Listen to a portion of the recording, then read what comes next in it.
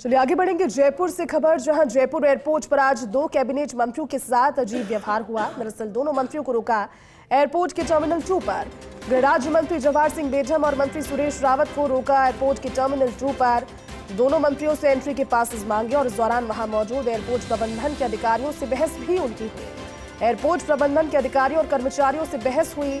मंत्री जवाहर सिंह बेढम और सुरेश सिंह रावत ने इस व्यवहार पर नाराजगी जाहिर की। कहा कि ऐसा व्यवहार हम बर्दाश्त नहीं कर सकते। पास होने के बाद एयरपोर्ट प्रबंधन के अधिकारी मंत्रियों को रोक देते हैं। मंत्री बेढम ने एयरपोर्ट पर मौजूद पुलिस अधिकारियों को भी इसकी शिकायत की। दरअसल एमपी के सीएम मोहन यादव व केंद्रीय मंत्री सीआर पाटिल को सी ऑफ करने के लिए दोनों मंत्री पहुंचे, लेकिन वहां पर ये स्ट्रेंज वाकया हुआ। हमारे साथ सीनियर रिपोर्टर जियाउद्दीन खान जुड़े हैं, ज्यादा जानकारी देंगे। जियाउद्दीन, आज ये स्ट्रेंज वाकया, क्योंकि सभी की तस्वीरें हमने देखी, पूरे एक्टिवनेस पूरे कार्यक्रम में नजर आए, लेकिन जब इन्हें सी ऑफ करने के लिए जो डेलीगेट्स पहुंचे थे, अतिथि पहुंचे थे, राज्य के गृह राज्य मंत्री जवाहर सिंह बेढम और सुरेश रावत, इन पर एयरपोर्ट के टर्मिनल 2 पर इनको रोककर पासेस मांगे गए और कुछ इस तरह का व्यवहार जिसको लेकर के उन्होंने आपत्ति जाहिर की। हुआ क्या था वाकई में जियाउद्दीन वहां?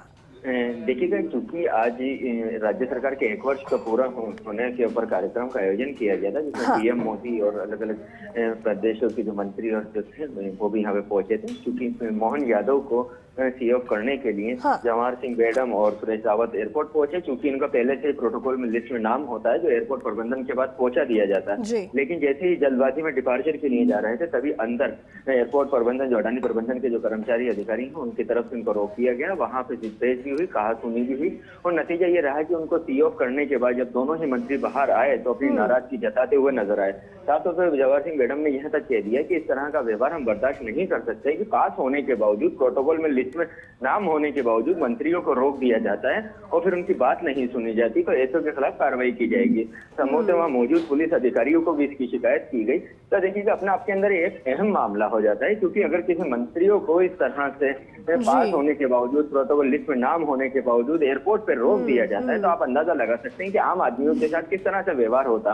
और तब जब वीवीआईपी का मूवमेंट होता है और उस वक्त के ऊपर इस तरह की घटना होती है, तो कहीं ना कहीं काफी अहम सवाल उठते हैं एयरपोर्ट प्रबंधन के ऊपर। क्या वहां पे सिर्फ सिक्योरिटी के नाम पे लोगों को परेशान ही किया जा रहा है या वाकई में कुछ किया जाता है?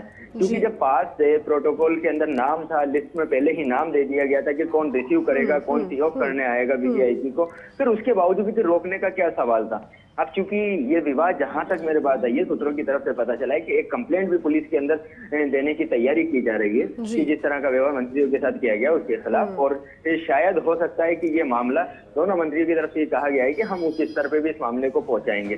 तो उम्मीद यही की जा रही है कि इस तरह का जो व्यवहार मंत्रियों के साथ, आम आदमियों के साथ एयरपोर्ट पे किया जा रहा है, उसका आने वाले वक्त के अंदर अंकुश लगेगा।